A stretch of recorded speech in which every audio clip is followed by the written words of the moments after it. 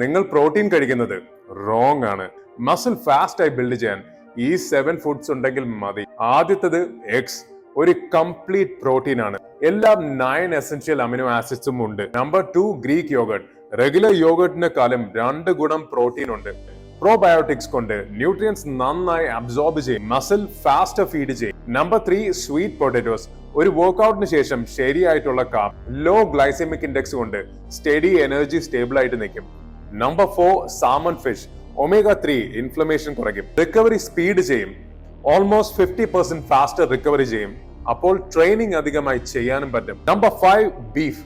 Creatine നിറഞ്ഞുണ്ട്, ഇത് power improve ചെയ്യും. അതുപോലെ അയണും സിങ്കും ഉണ്ട്, ഇത് കുറെ പേർക്ക് ഡെഫിഷ്യൻസി ഉള്ളതാണ്. Number 6 chicken breast.